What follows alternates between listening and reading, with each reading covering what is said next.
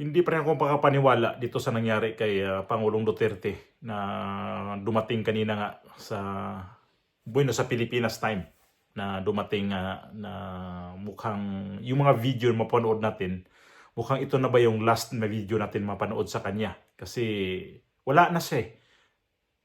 Nilipad na siya papuntang Netherlands. So ito yung video na mapanood nyo, ito yung mga nangyayari na nasa Villamor Airways at kinuha ko to sa kay Kitty na mga ni Kitty mga sa kanyang social media. So nakakalungkot at dito rin sumabog sa galit si Kitty dahil itong si General, sino ba tong general na to, ang itim nito na dugyot tingnan, itong si General Torre.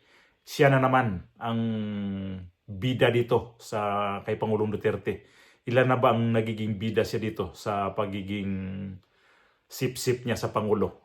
Kaya dito sa kay Kibuloy at saka ito kay Pangulong Duterte. At ito yung mga video na in-upload ni Kitty sa kanyang social media. Ay ito rin yung tanong ko nga, ito na ba yung huling video na mapanood natin?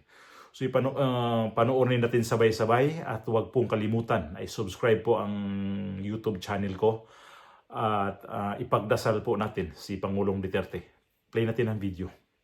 For detention and the basis for detention. So what is the law and what is the crime that I committed? Show to me now the legal basis for my being here, as apparently I was brought here not of my own volition. If somebody else says, kung hindi ibang tao, ikaw siguro, because this is your structure. So you have to answer now for the deprivation of liberty. YouTube General naman kayo. Alam niyo ba na hindi man lang siya na-serve kung anong kaso kung charge sa kanya ngayon? Hindi niya alam. No? Kahit na PI man lang. Alam mo kung charge sa kanya, nasa dyaryo lang. And then, hindi pa kayo na ganito ginagawa natin. Sumusunod tayo sa isang entity na hindi na tayo membro. Nag-withdraw na tayo. And yet, sir, you are the Prosecutor General. Yes. You know how to exercise due process. Before you can even file charges, you have to file a complaint. We have to file a counter affidavit. Without doing those procedural process, here we are, being issued a warrant of arrest, questionable warrant of arrest. Ano naman to, sir? Sir. There's naman doon blooper, puro pagdating sa trial dyan, tatawagin kita sa witness stand. Sabihin ko, you're the person who arrested me. May I know the reason why? Have you read the documents? Or at least, have you read the case at that time when you made the arrest? So that you would be guided to what you should know. Yan lang yan. Magkaibigan tayo, galing ako gobyerno.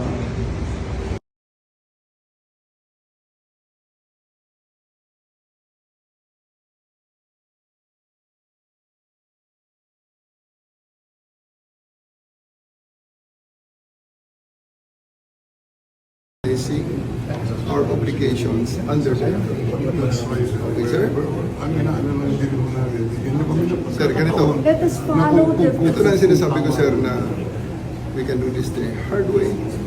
We can do this the easy way. The easy way, sir, is for you to choose 3 people to accompany PR to the plane. May bus dyan, and he's going to the plane. Okay, sir. The hard way. What plane is this, sir? Ma'am, chartered flight. Chartered flight Okay. from... So we need to hard way. know. We The hard need to way. know Ma'am, where you're ma'am, bringing our ma'am. president. Ma'am, the hard way. Sir, We need to know. Please give Ma'am, us information makinig ka muna, ma'am. where you are bringing Wala sa pay grade ko yan, ma'am. Tagalogin na natin. Sabihin nyo kung saan siya dalahin. The hard way, Kung Tang sino po ina may ka. grade, The hard pakisagot way. po kami. the hard way is for me to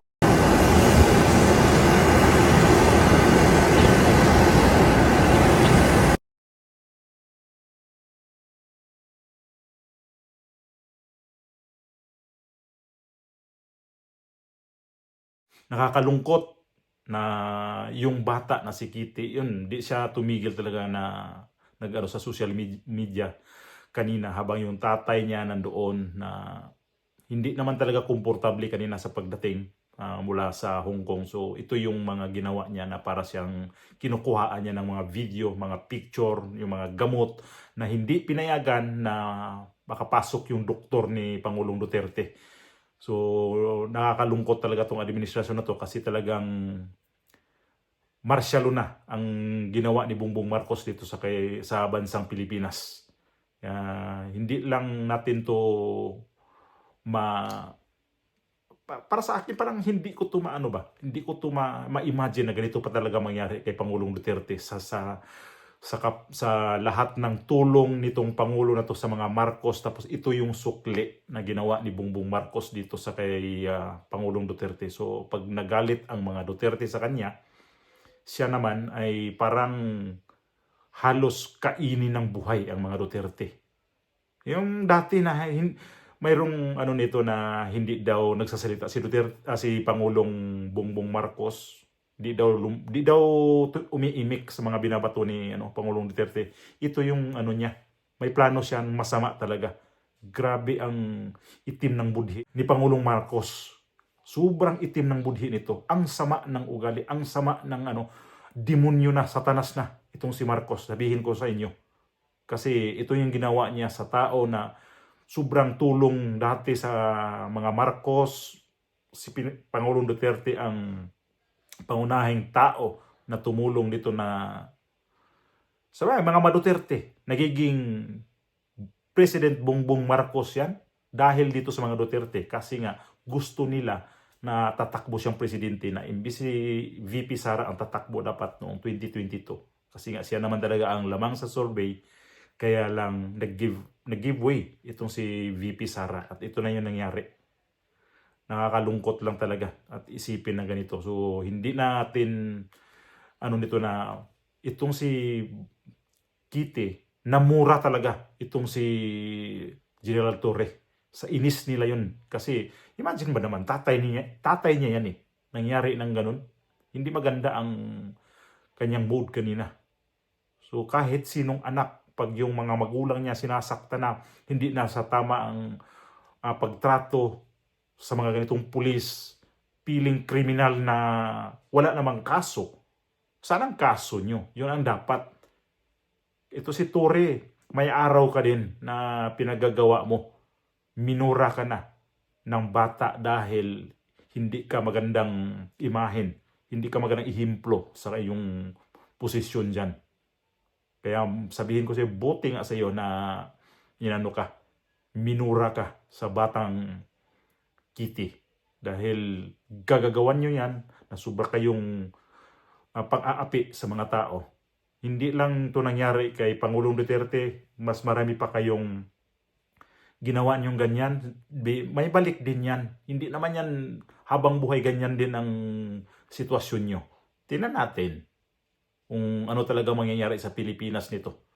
So, masama lang talaga ang pakiramdam ko na itong ginawa sa mga Marcos, itong sa mga Duterte na hindi talaga nila nilubayan, hindi talaga nila hindi tinigilan hanggat di makuha ang gusto nila. Ayun na, masaya na kayo. Yung mga sobrang criticize dyan sa mga Duterte, masaya na kayo. Ayun na. So, ano lang yan, panapanahon lang. Panahon nyo ngayon na magsaya kayo, darating din ang araw na yung amo nyo na bangag, amo nyong adik, amo nyong maitimang budhi, kayo rin ang niyan. Yung naramdaman namin ngayon, maramdaman din nyo yan. Kung darating ang araw yan na yung amo nyo pupulutin din yan sa kangkungan, pupulutin din yan sa imamaldisyon yan sa mga taong sumusuporta dito sa kay Pangulong Duterte. Kita-kita na lang tayo kung saan talaga. May impyerno din yan yung amo nyo. Sigurado yan. Hindi nga mamamatay tao, pero ito yung ginawa niya kay Pangulong Duterte ngayon na 80 years old. Parang pinatay niya rin. E paano kung mangyari ito doon dito sa Netherlands? Sinong sisihin nito? Tapos napaka-illegal pa yung ginawa nyo sa paghuli nito. Hindi nga halos makapagsalita sa kanyang preskon. Bulol-bulol nga, lingon-lingon nga sa kanyang mga kasamahan doon. So, ito na. Masaya na kayo sa ginawa nyo sa dating Pangulong Duterte. Pero maraming Pilipinong umiiyak. Maraming Pilipinong babalikan pa rin kayo